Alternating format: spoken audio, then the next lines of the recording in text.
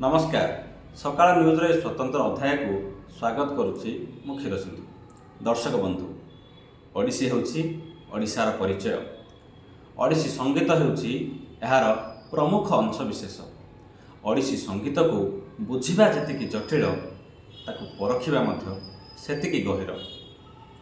किंतु एही गारिमा को अनेक विद्वान वरिष्ठ साधक आज भी बजाय रखिछन्ति। ओडिसी संगीत को साधना करने सहित एहार गारिमा को विश्व दरबार में पहुँचाइबारे सदा प्रचेष्टा करिसन्ति। निज जीवन काल रे अनेक शिष्य बाहर करछन्ति जो माने ओडिसी संगीत को बंचाई रखिबारे एक प्रमुख भूमिका ग्रहण करिसन्ति। से भली जने वरिष्ठ साधक होउछन्ति गजपति जिलार गुरुश्री रघुनाथ पात्र।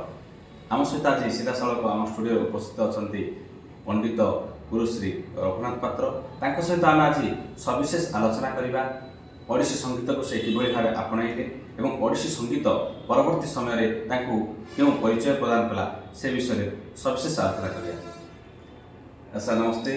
आपको सकाळ न्यूज़ रो ए स्वतंत्र अध्याय को आम स्वागत करिछु। सर प्रथम कहया गले जे ओडिसी संगीत प्रति आजिका युवपीढ़ीर गोटे आग्रह कमी कमी जाउछि। आपणको समय रे आपण केभली ओडिसी संगीत प्रति निज रुचि आरंभ करथिले परवर्ती समय यार प्रचार प्रसार पाई एवं आपण निज जीवन काल रे केभली साधना करथिले? सर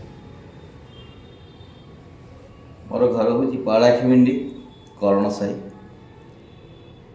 मोर पिता थिले पंडित भक्तवत्सल पात्र जी की आकाशवाणी कटक केन्द्र प्रतिष्ठा काल जड़े स्वतंत्र मान्यता पाई वीणा जंतर जड़े स्वीकृतिप्राप्त वीणावादक थिले। केवल हेतिकी नुह से जड़े भल मर्दल वादक थे। आकाशवाणी कटक मर्दल ऑडिशन भी पास कर मर्दल भी किछि वर्ष बजाई। यह सहित अनेक ओडिसी संगीतर स्वर भी सी प्रस्तुत कर। आम घरे हूँ गोटे संगीतर महल घरे सब थिला। माँ होती कुमुदिनी देवी जे कि कवि गोपाल कृष्ण पण नातुणी। से सबुबले आम घरे माँ गोपाल कृष्णकर गीत गुड़िक सबुबले सी गाउथिले। मते से गोपाल कृष्णकर गीत मते बहुत प्रभावित करथिला। मो बापांठारू धारावाहिक भाव प्रथमे कर्नाटक संगीत शिक्षा कली, तापर मृदंगम भी शिक्षा कली, विभिन्न ताल वाद्य भी शिक्षा कली। आम घरे दुई प्रकार माने संगीत आसर होता बैठक होता। गोटे हूँ कर्नाटक संगीत आसर केबे होइतला, केबे कलिंग संगीतर आसर भी होता। कलिंग संगीतर जो आसर होता सेतबेले आमर गुरु स्वर्गत नारायण बेहेरा बेले बेले पद्मश्री रघुनाथ पाणिग्राही महोदय आउ एभलिया अनेक प्रतिभावान आम अंचल माने गुरु माने आसिकी संगीत बैठक जोग दौले। आमर कका थिले दादा अनंत चरण पात्र, गुरु अनंत चरण पात्र मध्य ओडिसी संगीत ये सब कार्यक्रम से आम संध्या बेली आमर जो आसर होता संगीतर से संगीत आसर ये सब संगीत चलता गोपाल कृष्णकर, गौरहरिंकर, उपेन्द्र पंजकर। मुझे सब कार्यक्रम पाखे छोट पिला थी बसुली शुणी मोर से दिन ही ओडिसी संगीत प्रति मोर माने बहुत आग्रह प्रकाश कली। करला धारावाहिक भाव आम जो कलिंग संगीत बोले से समय कहता ओडिसी संगीतर नामकरण तो परे है किंतु आमर से अंचल कलिंग संगीत से अंचल प्रचलित थिला। आउ से समय गायकी भी उच्चांग गायकी। जो आउ गोटे कथा कहले आम से माने सुजोगर कथा कहले, वर्तमान सुजोग अच्छी तो सुजोग भी नथिला किंतु आमर मठ मंदिर रे अनेक समय मठ मंदिर प्रत्येक सप्ताह थे मठ मंदिर रे संगीत आसर होता। से गुणी लोक किसी आसब शुणुले एवं आमर पालाखिंडी अंचल प्रतिष्ठित संगीतज्ञ गुरु मान आसिक से गायन करते। से भी मु छोट शिशु कलाकार भाव जोग दूसरी। सर निहाती भाव में कहूँ गले पारला माटी ଏକ ଐତିହ୍ୟ ସମ୍ପୂର୍ଣ୍ଣ ଏବଂ ସ୍ୱତନ୍ତ୍ର ଓଡ଼ିଶା ପ୍ରଦେଶ ଗଠନ କରିବାରେ ପାରଳାମାଟିର ଗୋଟେ ପ୍ରାଧାନ୍ୟ ଥିବା ଆମେ ଦେଖିଛୁ। ପାରଳାମାଟି ଗୋଟେ ବୀରତ୍ୱ ମାଟି ବୋଲି ମଧ୍ୟ କୁହାଯାଏ। ଯଦି ସେଇଭଳିଆ ଏକ ମାଟିରୁ ପାରଳା ମହାରାଜ, କବି ଗୋପାଳକୃଷ୍ଣ ପଟ୍ଟନାୟକ, ଗୋପୀନାଥ ନନ୍ଦ, ଐତିହାସିକ ପଦ୍ମଶ୍ରୀ ସତ୍ୟନାରାୟଣ ରାଜଗୁରୁଙ୍କ ଭଳି ଅନେକ ବିଦ୍ୱାନ ସେଇ ମାଟିରେ ଜନ୍ମଗ୍ରହଣ କରିଛନ୍ତି। ଆଜ୍ଞା, ଆପଣ ସେଇ ପାରଳା ମାଟିର ପ୍ରତିନିଧିତ୍ୱ କରୁଛନ୍ତି। ଓଡ଼ିଶୀ ସଙ୍ଗୀତକୁ ବଜାୟ ରଖିବା ସହ ଏହାର ଧାରାକୁ ଆଗାମୀ ଦିନରେ କିଭଳି ଭାବରେ ସମସ୍ତଙ୍କ ଆଗରେ ପରିପ୍ରକାଶ କରୁଥିବେ ସେ ଉପରେ ପ୍ରଚେଷ୍ଟା କରୁଛନ୍ତି। ତ ସାର୍, ଆପଣଙ୍କର ଜୀବନ ତମାମ ଭିତରେ ଓଡ଼ିଶୀ ସଙ୍ଗୀତ ଧାରାକୁ କିଭଳି ଭାବରେ ସମସ୍ତଙ୍କ ପାଖରେ ପରିପ୍ରକାଶ କରୁଛନ୍ତି, ଏହାର ସାଧନା ପାଇଁ ଆଗାମୀ ପିଢ଼ି ବା ବର୍ତ୍ତମାନ ପିଢ଼ିକୁ ଆପଣଙ୍କ ପରାମର୍ଶ କ'ଣ? ଯଦି ଓଡ଼ିଶୀ ସଙ୍ଗୀତ ପରେ ତାର ଉତ୍ପତ୍ତି ସମ୍ପର୍କରେ କୁହନ୍ତୁ ବା ଓଡ଼ିଶୀ ସଙ୍ଗୀତ ସମ୍ପର୍କରେ ଯାହା କୁହନ୍ତୁ, ଦିନ ଥିଲା ପାରଳାଖେମୁଣ୍ଡିରେ ବା ଆଖପାଖ ଅଞ୍ଚଳରେ କଳିଙ୍ଗ ସଙ୍ଗୀତର ପ୍ରସାର ଥିଲା। ସେ ସମୟରେ ମାନେ ସମଗ୍ର ବିଶାଖାପାଟଣା କୁହନ୍ତୁ, ବିଜୟନଗର କୁହନ୍ତୁ, ଏଇସବୁ କଳିଙ୍ଗ ରାଜ୍ୟରେ ଅନ୍ତର୍ଭୁକ୍ତ ଥିଲା। ସେଠି ଓଡ଼ିଆ ଲୋକ ବହୁତ ଥିଲେ। ଆମର ଡକ୍ଟର ପଦ୍ମଶ୍ରୀ ସତ୍ୟନାରାୟଣ ରାଜଗୁରୁଙ୍କ ସେ ଯେଉଁ ଶିଳାଲିପିରୁ ମାନେ ସେ ଉଦ୍ଧାର କରି ଯାହା କହିଛନ୍ତି, ଆମର ଜୟଦେବ ଭକ୍ତ ଜୟଦେବ ଶ୍ରୀକୁରମ ପାଟରୁ ସେ କଳିଙ୍ଗ ସଙ୍ଗୀତ ଶିକ୍ଷା କରିଥିଲେ 1190 ଖ୍ରୀଷ୍ଟାବ୍ଦରେ। ସେଇ ଅଞ୍ଚଳରୁ ହିଁ ଯିଏ ପଦ୍ମାବତୀ ଯାହାକୁ ବାହା ହେଇଥିଲେ, ସେ ଅଞ୍ଚଳରୁ ସେ ଜଣେ ବିଶିଷ୍ଟ ନର୍ତ୍ତକୀ ଥିଲେ ପଦ୍ମାବତୀ, ତାଙ୍କୁ ବାହା କରିଥିଲେ। ତା ପରବର୍ତ୍ତୀ ସମୟରେ ପୁରୀରୁ ଓଡ଼ିଶୀ ସଙ୍ଗୀତର ପ୍ରଚାର ପ୍ରସାର ସେ କରିଥିଲେ। ଜୟଦେବ ଭକ୍ତ ଜୟଦେବ ସେଥିରେ ଯେଉଁ ମାନେ ଯେ କାବ୍ୟ ଯାକ ଯାହା ଥିଲା, ଯାହା ରଚନା ଥିଲା, ସେ ସବୁକୁ ସ୍ୱର ଏବଂ ବାଦ୍ୟ ରଚନା କରିଥିଲେ ଶ୍ରୀ ଜୟଦେବ। ତା ଆଗରୁ ମାନେ ଆବୃତ୍ତି ଆକାରରେ ଗୀତ ଗାଉଥିଲେ। ସେଥିରେ କୌଣସି ରାଗ ତାଳ ନଥିଲା। ପ୍ରଥମେ ଆବୃତ୍ତିରେ ଗାଉଥିଲେ ଗୀତ, ତାପରେ ସ୍ୱର ତାଳ ମିଶିଲା ସେଥିରେ, ତାପରେ ସ୍ୱତନ୍ତ୍ର ସଙ୍ଗୀତର ତାପରେ ରୂପେ ପରିଚୟ ଦେଲା ଏଇଟା ଓଡ଼ିଶୀ ସଙ୍ଗୀତ।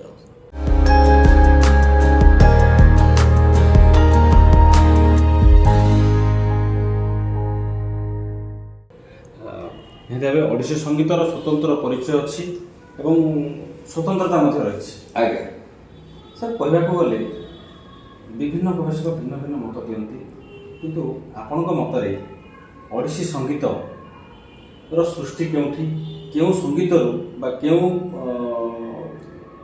ଲୋକକଳା ମାଧ୍ୟମରୁ ଓଡ଼ିଶୀ ସଙ୍ଗୀତର ଉତ୍ପତ୍ତି ବୋଲି ଆପଣ ଭାବନ୍ତି? ମୂଳ ସଙ୍ଗୀତ ଏକ ଥିଲା। ଯେତେବେଳେ ମୋଗଲ ସାମ୍ରାଜ୍ୟ ଆରମ୍ଭ ହେଲା, ମୋଗଲ ଶାସନ ଆରମ୍ଭ ହେଲା, ସେହି ସମୟରେ ଉର୍ଦ୍ଦୁ କବି, ହିନ୍ଦୀ କବି ମାନେ ସେ ସମୟରେ ପ୍ରବଳ ବହୁତ ଗୁଣୀ ଜ୍ଞାନୀ ଉର୍ଦ୍ଦୁ କବି ଆଉ ହିନ୍ଦୀ କବି ଯେଉଁ ଥିଲେ, ସେଇ ସଙ୍ଗୀତ ସେଥିରେ ଖାପ ଖାଇଲାନି। ତେଣୁକରି ସେମାନେ ସ୍ୱତନ୍ତ୍ର ସଙ୍ଗୀତ ମାନେ ବାହାର କଲେ, ଯେଉଁଟାକି ଉର୍ଦ୍ଦୁ କବିତାକୁ, ହିନ୍ଦୀ କବିତାକୁ ଯେଉଁଟା ଖାପ ଖାଇବ। ସେହି ସମୟରୁ ଦୁଇଟି ସଙ୍ଗୀତ ହେଲା। ମୂଳ ସଙ୍ଗୀତରୁ ଆଉ ଗୋଟେ ସଙ୍ଗୀତ ହେଇକି ହିନ୍ଦୁସ୍ତାନୀ ସଙ୍ଗୀତ ହେଲା, ଯେଉଁଟା ମୂଳ ସଙ୍ଗୀତ ଥିଲା କର୍ଣ୍ଣାଟକ ସଙ୍ଗୀତ ହେଲା। କିନ୍ତୁ ଓଡ଼ିଶୀ ସଙ୍ଗୀତ ହେଉଛି ଗୋଟେ ସ୍ୱତନ୍ତ୍ରତା, ତା'ର ଗୋଟେ ସ୍ୱତନ୍ତ୍ରତା ଏଇଥିପାଇଁ ରହିଛି ଯେ ହିନ୍ଦୁସ୍ତାନୀ ସଙ୍ଗୀତରେ ଯେମିତି ବିଲମ୍ବିତ ଅଛି, ମଧ୍ୟ ଅଛି, ଦ୍ରୁତ ଅଛି, କିନ୍ତୁ ଆମର ସଙ୍ଗୀତ ହେଉଛି ଭାବ ସଙ୍ଗୀତ, ଭାଷାଙ୍ଗ ସଙ୍ଗୀତ। ନା ଦ୍ରୁତରେ ଗାଇପାରିବାନି, ନା ବିଲମ୍ବିତରେ ଗାଇପାରିବାନି। ଆମର ଉଚ୍ଚାରଣଗତ ଶୁଦ୍ଧତା ନିହାତି ଗାଇକିରି ଦରକାର। ଯଦି ଆମେ କର୍ଣ୍ଣାଟକ ସଙ୍ଗୀତ କଥା କହିବା, କିଏ କହନ୍ତି ଯେ ଓଡ଼ିଶୀ ସଙ୍ଗୀତ କର୍ଣ୍ଣାଟକ ସଙ୍ଗୀତରୁ ଆସିଛି ବୋଲି ମଧ୍ୟ କିଏ କିଏ କହନ୍ତି, କିନ୍ତୁ ସେଟା ସମ୍ପୂର୍ଣ୍ଣ ଭାବେ ଭୁଲ। କାହିଁକି? ରାଗ ତାଳ ମୂଳରୁ ଗୋଟେ ଜିନିଷ, संगीत रत्नाकर पढ़ु संगीत माने कलाकार पढ़ु बा संगीत नारायण पढ़ु राग तालर माने सब गोटे गोटे संगीत को चिन्हवा को हेले गायक ही आम चिन्ह पार यहाँ हूँ परफॉर्मिंग आर्ट गोटे गायक को शुणी मैंने शुणा जन हिंदुस्तानी गाइले आम शुणिले कहीदे हिंदुस्तानी गाँव जन कर्णाटक संगीत गाइले आम जानी मैंने शुणिले कौच कर्णाटक संगीत से भाई जन ओडिसी संगीत गाइले आम कौचे ओडिसी संगीत बोली तार प्रचार प्रसार जेहेतु ये गोटे उच्चांग संगीत आमर सेटा वर्तमान जुगे कौन तार प्रचार प्रसार घोर अभाव रही माने कहूनी जे लोकंकर आग्रह नाई बोली लोकंकर आग्रह अच्छी युवगोष्ठी आग्रह अच्छी किंतु जेतिक जो भाया भाव आम प्रचार प्रसार करने कथा से प्रचार प्रसार दूर गले जो ग्रामांचल ओडिसी संगीत सृष्टि होता बर्तमान सी ग्रामांचल आम कौन सी प्रकार आम जो लोक संगीत शुणु लोक संगीत ही ओडिसी संगीत सृष्टि आपड़ जेकोसी संगीत कथा कहतु सी कर्णाटक संगीत कथा कहतु हिंदुस्तानी संगीत ये सब रूराल अंचल लोक संगीत शास्त्रीय संगीत होती कहया गले कहुए जे गंजाम ओडिसी संगीत प्रचलन एवं उद्भावना और ओडिसी संगीत मुख्य पृष्ठपोषक थिला जे गंजाम लोककला यहाँ अनेक गवेषक कहते हैं गंजाम लोककलार ही ओडिसी संगीत सृष्टि यहाँ आपण साधना बल आप जानते कि गंजाम लोककला कि अभक्त गजपतिर लोककला ओडिसी संगीत को सृष्टि करने बड़ माध्यम थिला निश्चय दासकाठिया कथा कहतु राधा कृष्ण प्रेमलीला कथा कहतु आमर जो अनेक लोक नाटक सी समय विभिन्न जो आमर जो माने उपेन्द्र भंजांकर गीत प्रचार होता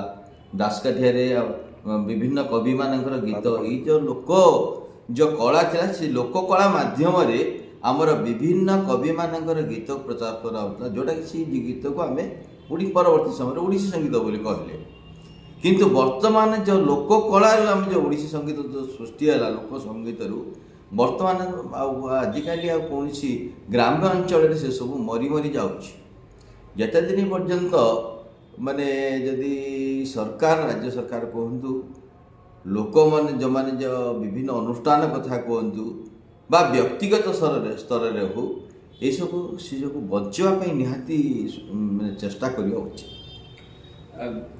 पंडित गुरु गोपीनाथ गुरु रघुनाथ पात्र जीवन काल में अनेक शिष्य बाहर कर जो मैंने ओडिसी संगीत को आज भी साधना रूप ग्रहण कर गंजाम गजपति पुरा पाखापाखि समग्र ओडिशा आपंकर अनेक शिष्य रही आज्ञा तो से शिष्य मानकर पुराणा स्मृति को उज्जीवित करने आगामी पीढ़ी को वार्ता देवाई आपण कंठर आम एक सुललित ओडिसी संगीत शुणा चाहूँ दर्शकों उद्देश्य से आप गाइबे आम अनुरोध करमर यही अंचल विशेषकर माने अभिभक्त गंजाम पहाड़ाखिंडी ये सब अंचल आम स्वतंत्र गायकी थिला जेहेतु पहाड़ाखिंडी गायकी स्वतंत्रता ये आमर ही समय बीणा जंतर माने ओडिशा रे बीणा वादन माने से पहाड़ाखिंडी छड़ा कौन जगार नथिले पहाड़ाखिंडी आउ बैराणी गंजाम माने अभिभक्त गंजाम रे थिले ता छड़ा अन्य जगह बीणा वादक नथिले आमर जो गायकी होची गमक प्रिय गायकी माने बीणा जंतर सहित जड़े गायक जड़े संगीत शिक्षार्थी बीणा सहित सी माने ताल मिली गाउथिले सी जो द्वारा कि गायकी रे अधिक गमक थिला एटा हूँ गमक प्रिय गायकी एटा हूँ स्वतंत्रता रही राधाधर सुमधुरा हे हरि राधाधर सुमधुरा अमृत रसिक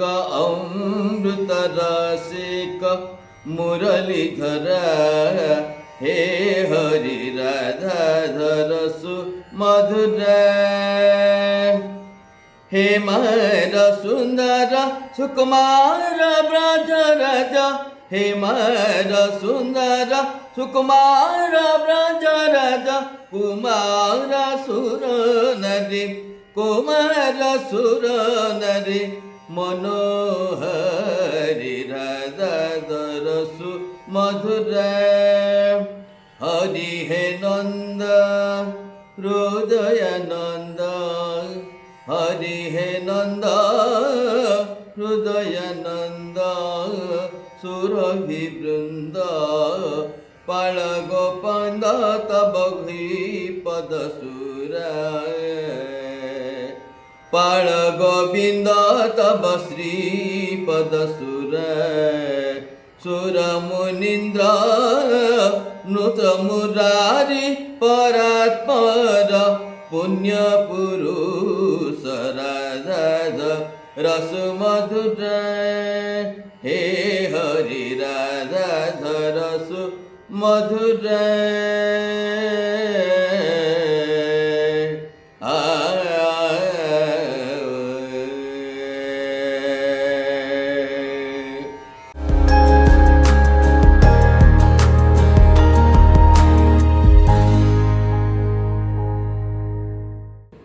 आम शुणुले गुरुश्री रघुनाथ पात्रंकर ये सुंदर ओडिसी संगीत जहाँ निहाती भाव श्रुति मधुर थिला एवं आम आशा भी करूँ जे समस्त दर्शक यहाँ निश्चित भाव में बुझीपारे और भल पाए।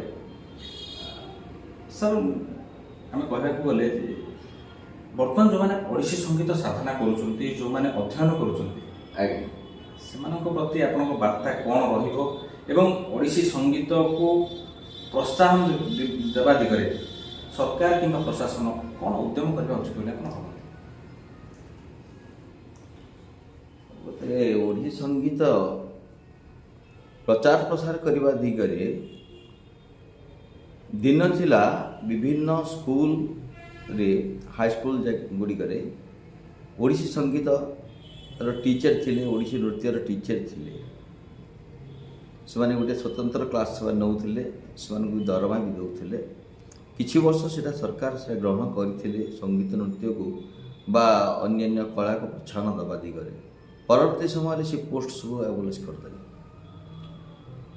सरकार जमीती अन्य राज्य जमी संगीत नृत्य को जमी गोटे विषय हिसाब से नहीं विभिन्न स्कूल गुड़िक संगीत बा नृत्य को विषय हिसाब से नहीं क्लास जो होची ता द्वारा अनेक नुआ पीढ़ी तैयारी होती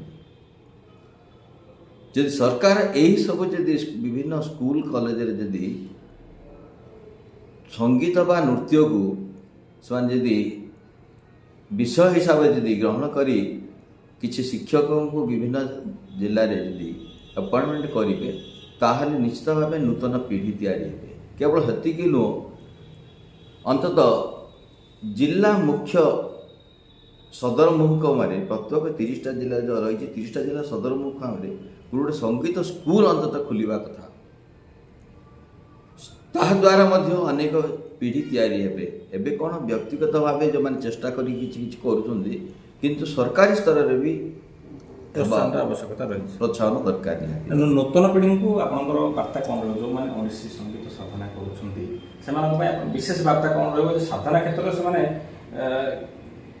मार्गदर्शकता कौटा अवलंबन कर जोटा ओडिसी संगीत साधना करने क्षेत्र में विशेष सहयोग गोटे जिनस कौन मैंने जो मैंने साधना संगीत साधना कर युवपीढ़ी से संगीत को जीवन बोली भाविबा पड़े कहीं दिने संगीत जीवनटा को जीविकार परिणत करे अनेक जीविका भी करती तेणुक संगीत को जब आम जीवन बोलिक न भाविया निजको जेते पाखर संगीत को आम चिन्हवा सी से निकटतर हम शिक्षार्थी पाखे तेणुक आम ता सहित गोटे फ्रेंडशिप करा पड़ो संगीत सहित जदि संगीत सहित सब फ्रेंडशिप करवा आम अनेक समय घंटे कि 2 घंटा आम जो बाह्य अभ्यास करुचे सहित अंतर अभ्यास गोटे थी आम समय माने आम कौन भावु टे चाल बोल जिते समय टे मिले टे बुली बाहर कि घरे भितर चाल बुल करे से समय आम गुणुगुण हवा निहाती दरकार से पागलामी जदि नथिबो ताहले जने भल कंठशिल्पी बा भल संगीतज्ञ हवाटा आवश्यक निहाती भाव संगीत रे पागलामी निहाती आवश्यक रही कह जाए गुरु रघुनाथ पात्र जे कि ପୁରୁଣା ପ୍ରାଚୀନ ଓ ଆଧ୍ୟାତ୍ମିକତା ଭିତରେ ନୂତନ ସଙ୍ଗୀତର ଆହ୍ୱାନ ଖୋଜୁଥିବା ମଣିଷ। ଆପଣ କ'ଣ କହିବେ ଯେ ପୁରୁଣା ସଙ୍ଗୀତ ପୁରୁଣା ଦିନର କଥାବସ୍ତୁକୁ ଆପଣ ନୂତନତ୍ୱ କେମିତି ଦେଇପାରନ୍ତି?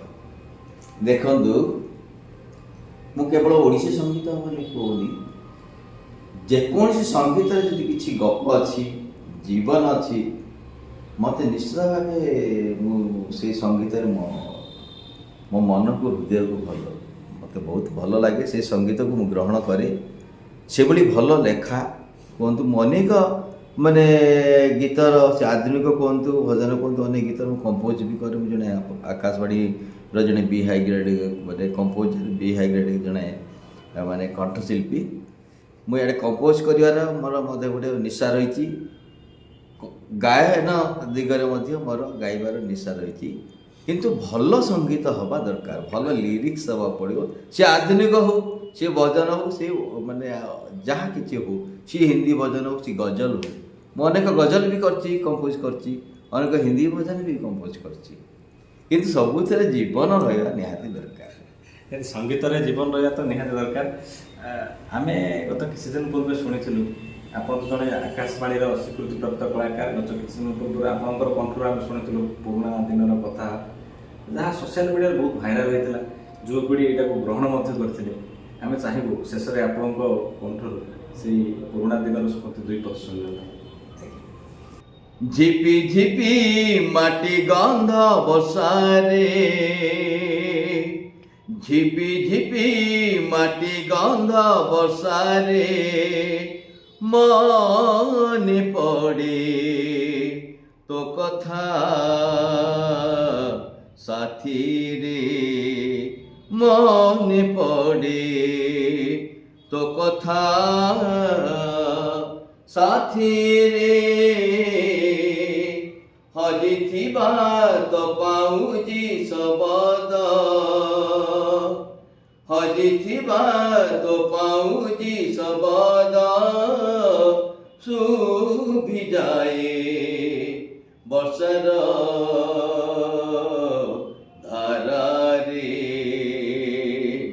ଝିପି ଝିପି ମାଟି ଗନ୍ଧ ବର୍ଷାରେ, ଝିପି ଝିପି ମାଟି ଗନ୍ଧ ବର୍ଷାରେ। ନିହାତି ଭାବେ ଓଡ଼ିଶୀ ସଙ୍ଗୀତର ସାଧନା ଏବଂ ଝିପି ଝିପି ବର୍ଷାର ମେଘ, ଏଭଳି ଅନେକ ବିଷୟରେ ଆମେ ଅବଗତ ହେଲେ। ଗୁରୁ ରଘୁନାଥ ପାତ୍ରଙ୍କର ଜୀବନଶୈଳୀ, ସଙ୍ଗୀତ ସାଧନା ଏବଂ ଉତ୍କୃଷ୍ଟତା ବିଷୟରେ ମଧ୍ୟ ଜାଣିଲେ। ଆଜି ପାଇଁ ଏତିକି। ବ୍ରହ୍ମପୁରରୁ କ୍ଷୀରସିନ୍ଧୁ ମହାନ୍ତି ଓ କ୍ୟାମେରାମ୍ୟାନ୍ ଗୋପାଳ ରେଡ୍ଡିଙ୍କ ସହିତ ସକାଳ ନ୍ୟୁଜ୍।